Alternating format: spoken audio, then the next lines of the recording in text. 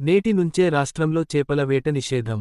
ఈ నెల 26నే మత్స్యకారుల కుటుంబాలకు 20,000 రూపాయల ప్రభుత్వ సాయం.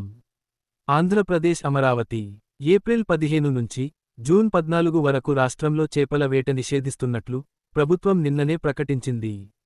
మత్స్య సంపద వృద్ధి కోసమే ఈ నిర్ణయం తీసుకున్నట్లు తెలిపింది. మరబోట్లు, మెకనైజ్డ్ మోటార్ బోట్లతో మత్స్యకారులు వేటకు వెళ్లకూడదని స్పష్టం చేసింది. నిబంధనలు ఉల్లంఘిస్తే కఠిన చర్యలు తీసుకుంటామని హెచ్చరించింది. ఈ మేరకు special chief secretary B Rajasekhar GO number 129ని విడుదల చేశారు. అలాగే ఈ నెల 26నే మత్స్యకారులకు 20,000 రూపాయల సాయం ప్రభుత్వం ప్రకటించింది. చేపల వేట నిషేధ సమయంలో మత్స్యకారులకు అందించే సాయాన్ని 10,000 రూపాయల నుంచి 20,000 రూపాయలకు పెంచి ఈ నెల 26నే ముఖ్యమంత్రి చేతుల మీదుగా లబ్ధిదారులకు ప్రభుత్వం అందించనుందని ప్రెస్ మీట్లో తెలిపిన ఆంధ్రప్రదేశ్ జలవనరుల శాఖ మంత్రి నిమ్మల రామానాయుడు.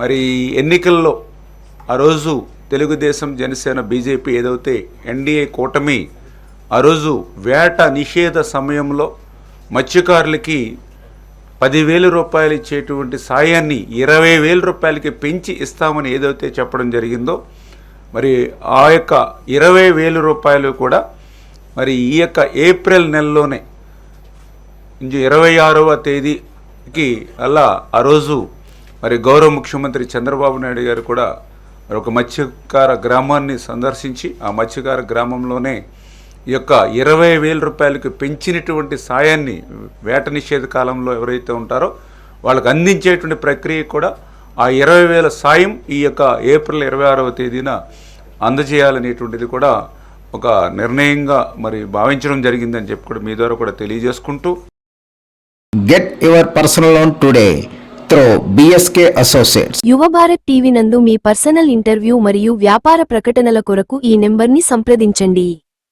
వీక్షకులకు ధన్యవాదాలు.